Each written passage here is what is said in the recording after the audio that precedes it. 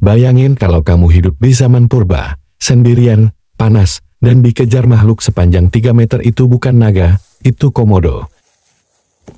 Dan ceritanya dimulai jauh sebelum manusia pertama kali menginjakkan kaki di pulau yang kini kita kenal sebagai Indonesia bagian timur.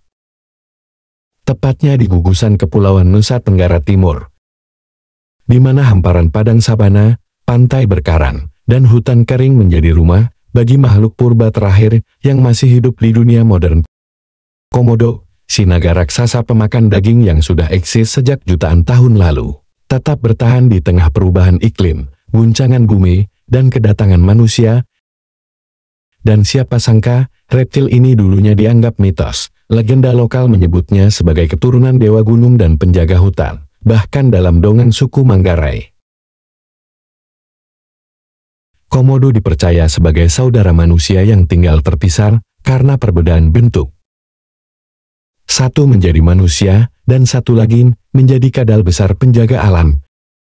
Dan siapapun yang menyakiti komodo akan membawa kutukan, entah mitos atau peringatan ekologis. Tapi faktanya, komodo memang bukan hewan biasa. Mereka bisa tumbuh hingga 3 meter. Panjangnya, berat bisa lebih dari 90 kg. Giginya tajam seperti pisau bergerigi.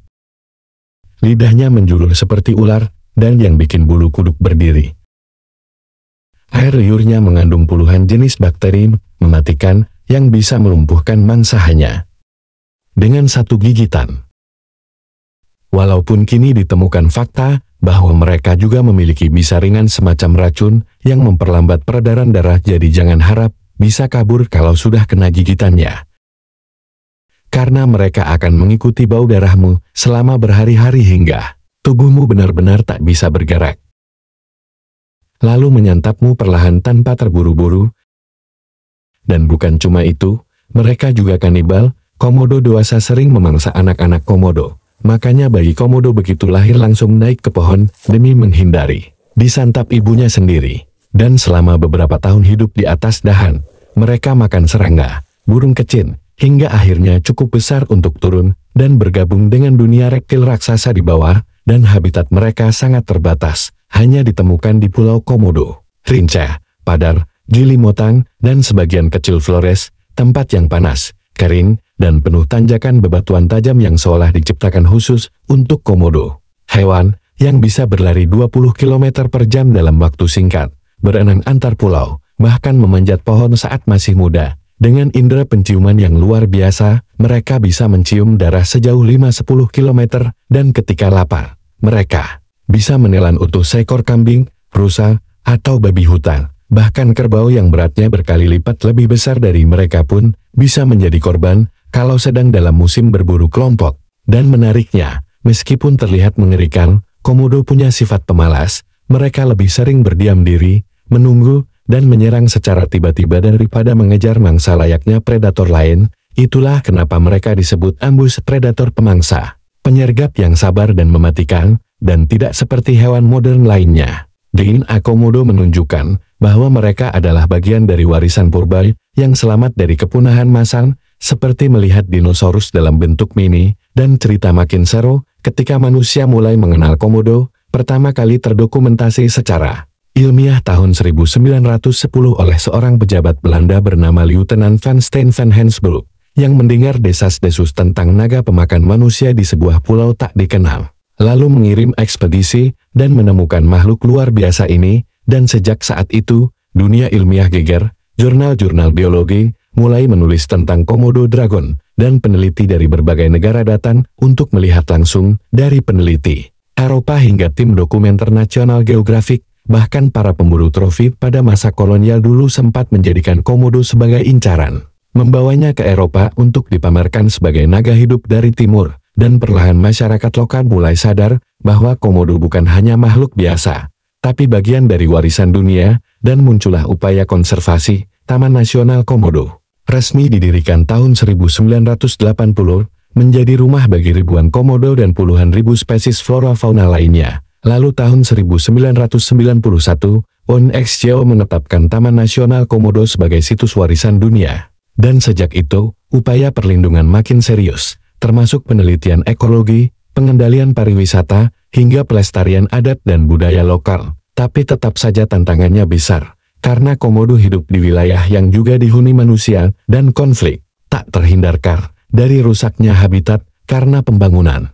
Pemburuan liar mangsa komodo seperti rusa dan babi hutan, sampai perubahan iklim yang mengganggu pola kawin dan persebaran komodo. Dan salah satu kisah menarik datang dari seorang ranger lokal bernama Pak Arif, yang sudah bekerja lebih dari 20 tahun menjaga Taman Nasional Komodo. Ia pernah diserang komodo saat membersihkan kandang rusa. Kakinya digigit, darah mengalir deras, dan ia pingsan. Tapi yang mengejutkan, setelah sadar dan dirawat, ia kembali bekerja dan bilang, komodo cuma hewan, mereka punya naluri, dan tugas kita menjaga, agar mereka bisa tetap hidup berdampingan dengan kita. Dan kisah lain datang dari seorang turis asal Australia, yang nekat mendekati komodo liar demi foto, tak sadar bahwa di balik semak, seekor betina sedang menjaga sarangnya. Dan komodo betina, saat menjaga telur, bisa sangat agresif. Si turis nyaris diserang. Beruntung ada ranger yang cepat tanggap.